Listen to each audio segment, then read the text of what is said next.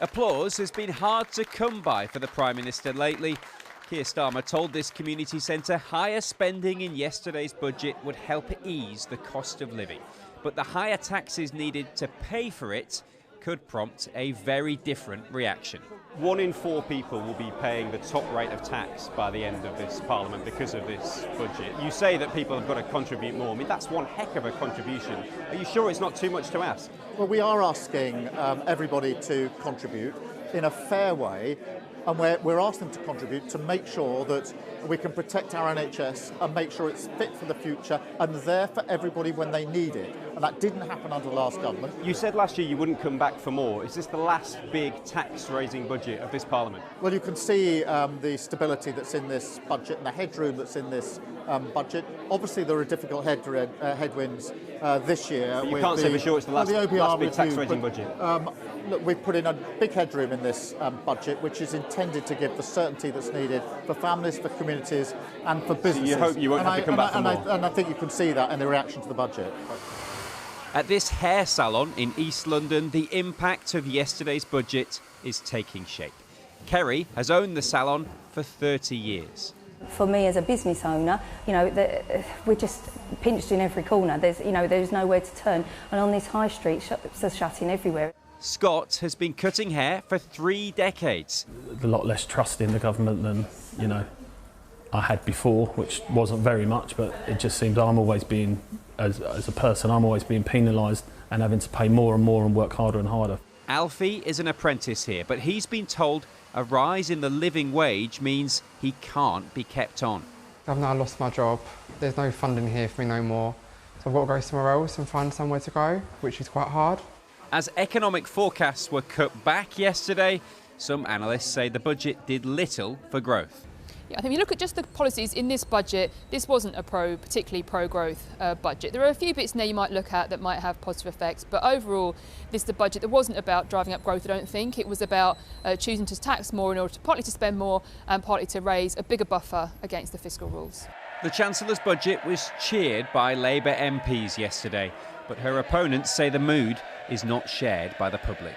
She broke a lot of promises. That's why people are angry. And the worst thing is that it looks like she's taxing people who are struggling, working really hard to buy off her backbenchers. Putting up taxes wasn't part of Labour's plan at the last election. Rachel Reeves will hope her decisions don't cost her party the next one. Harry Horton, ITV News. Well, let's go to our economics editor, Joel Hills, who's at the Treasury tonight. Joel, why can't the Prime Minister just rule out more hikes? The government can't rule out further tax rises, partly because it got badly burned the last time it did, and partly because the situation is still pretty precarious. Yesterday, the big tax rises were largely about giving the Chancellor more wriggle room against her own borrowing rules. She now has this buffer of £22 billion to absorb any future bad news. But even so, the Office of Budget Responsibility still only thinks Rachel Reeves has got a 59% probability of balancing the current budget as promised in 4 years' time.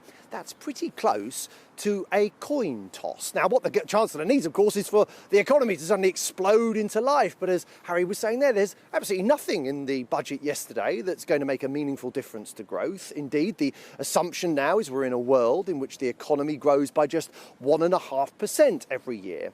That's a world in which living standards barely improve. It's a world in which, because national debt is so high and there are restrictions on borrowing, taxes will rise unless the government can keep a lid on public spending. And the public spending pressure is going one way, and that's up. If you look at the asylum system, at defence, at benefits, at public sector pay, these are all pressures and challenges for the government. Institute for Fiscal Studies said today it's got to come up with £6 billion from somewhere by 2028 in order to properly support all the children with special educational needs. That's a tricky situation going forward. The Chancellor penciled in £4 billion of efficiency savings from public services in 2028. Will it get those savings? It might. What happens if it doesn't? The IFS is doubtful. And we know this is a government that, despite its large majority, really struggles to cut public spending. Joel, at the Treasury, thank you. Well, as we mentioned earlier, the government has tonight ditched its manifesto pledge for all workers to have day one protection from unfair dismissal. After pressure from businesses, it will instead come into force after 6 months. Our political editor, Robert Peston, is here. Rob, how damaging is this U-turn? I think it's an embarrassment for the government. I mean, just by way of a little bit of background, right now, companies don't have to give new employees full employment rights, so all sorts of rights to do with dismissal and compensation, all the rest of it, unless they work for the business for 2 years.